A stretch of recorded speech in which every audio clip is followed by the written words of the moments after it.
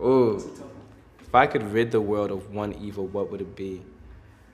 Definitely corruption within our government or my government within America. That's something that it's super popular. Like police brutality is so big right now in America, and I hate it because police are supposed to be our protectors. They're supposed to be the people that save us. And why is it that when my friends and I are walking down the street, the moment that we hear a police car, we get the chills, we get frightened. And like I remember, I've been a victim of police brutality when I was a kid. I was like 15 years old, and I got stereotyped. I got generalized when I was walking down the street, and someone accused me of committing a crime that I didn't even make. It's stupid, and I kind of wish it didn't exist. But hopefully, with the involvement of just America as a whole, after this presidency is kind of said and done, we'll have more time focusing on being positive and being helpful.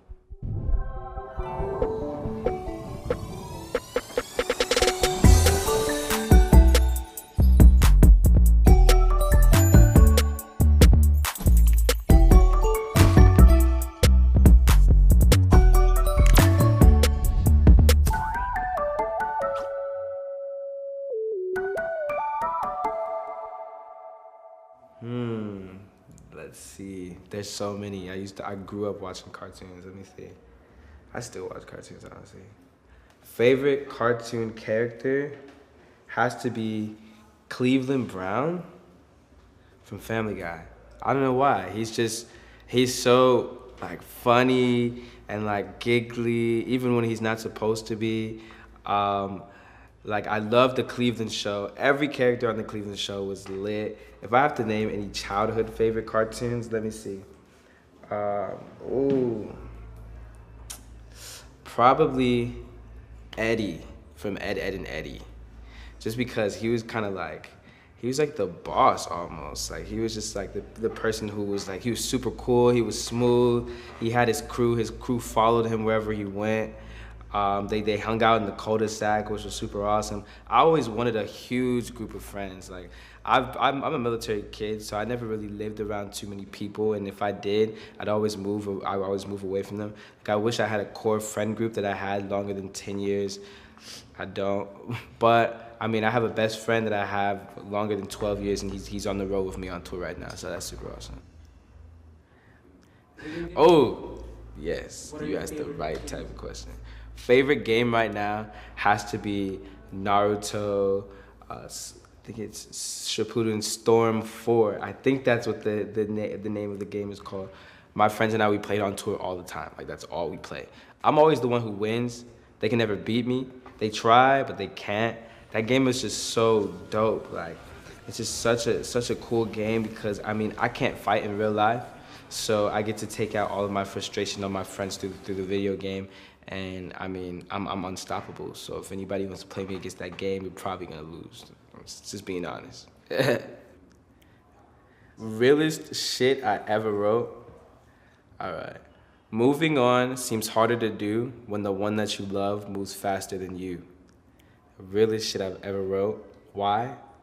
Because for me, it always sucked trying to move from my past relationships when I saw that they were just so happy without me. I'm like, why? Like that, I feel like that just gives me this idea, like, did they even love me in the first place? Like, did they care about me? I have so many like exes who we couldn't even become friends because of that frustration of like, like, was that a lie? Like, were you not into me? I'm single right now. And I still think about it, like even my last ex, I'm like, I wonder if she was talking to somebody else while she was talking to me. Who knows? For me, the way that I kind of healed my broken heart was definitely finding a hobby that I loved. And mine was songwriting. Like I love songwriting, even though I wasn't that good. I wrote my first song in 2015 to get over my ex. I had just moved from New York to El Paso, Texas. I wrote this song called Saved. And that's a song that changed my life forever because I was like, you know what? I am over them. Now that I got this out of me, now that I'm not worried about them, I am over them. I mean, if you like working out is super cool. If you like playing sports, you know, just find things that you love and separate yourself from anything that has to deal with them. Like anything that they were involved with that I'm just like, you know what? Just keep that. I'm not gonna be worried about that. And then focus that time on your friends. Like I spend a lot of time with my friends, and my friends are the ones who help me the most because they know me the most. And so whenever I'm upset, you know, I always talk to them about whatever I'm going through, kind of taking out all of that energy from inside me and just throwing it away. I actually have never blocked any of my exes. I just don't look at their accounts. Sometimes I'll scroll and I'll see them. I'm like, oh fuck, like damn it. But it also reminds me just to kind of, you know, acknowledge the good times that you had with them. You don't have to necessarily worry about the things that happen, like the bad shit. Just worry about the positive and be like, you know what? I'm so much better without them. I don't gotta even worry about them. Social media is definitely the devil sometimes because it reminds you of just so much stuff that you don't have time to focus on positivity. But once I threw out all of that frustration, once I kind of got my sense of closure within my exes, you know, we began a friendship, and we're super cool now. So the hard part for it, that shit is so dope. So the thing is, I was actually working on a song for my album that never came out, and I had just let the song be what it was. And one of the producers who was working on the song with me, they like screwed it up. They were like chopping it. They were working on it. They made this crazy beat, and they text me. They're like, "Yo, Kendrick heard the beat and he wants to cut to it." I'm like, "What?" So I'm thinking, I'm like, "Oh, maybe it'll come out. Maybe it won't." You know, he killed it.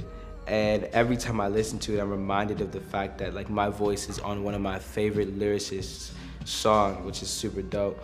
I mean, I listened to that song on repeat. The first time I actually heard it, I was leaving a concert, and I had like checked my Twitter. I just saw just my Twitter just going up. I'm like, yo, what's going on?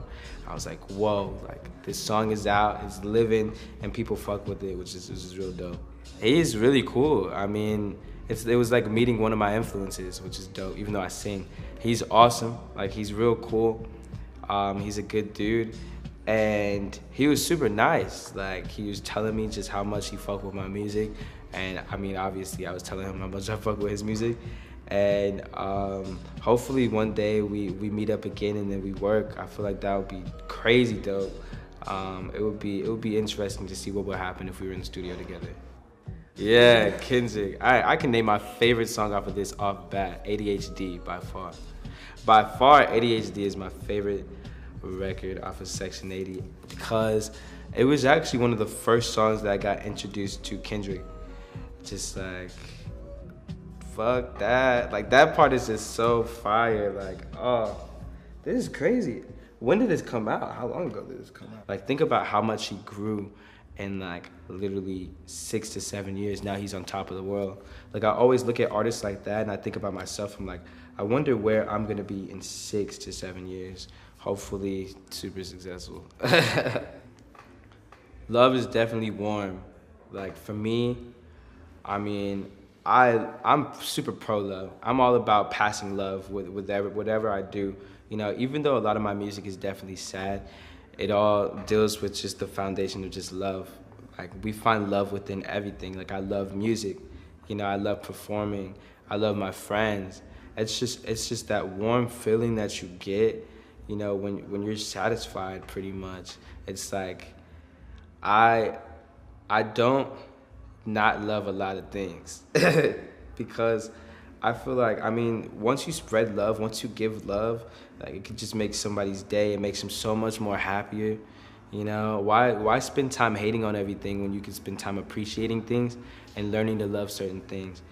Like I love nature. It's a feeling that I get when I walk out and I see a tree.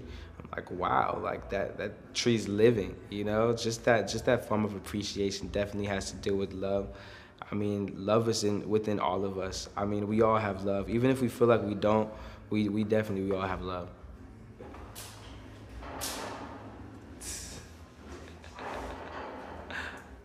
My message to the youth, stay persistent, stay motivated, and don't give up. I'm telling you, like, if I would have given up the day before I wrote Location, I wouldn't be sitting in this chair, I wouldn't be in Montreal, I wouldn't be exploring the world. You know, don't listen to negativity, don't listen to what people tell you about yourself. If you believe in yourself, if you love yourself, if you learn to love yourself, you can conquer anything, any feat. You know, I learned to love myself through my love of music, and now I'm living my dream and I'm doing everything I ever wanted to do. So yeah, I guess that's it pretty much. So awesome. Thank you. Thank you guys. Montreality show.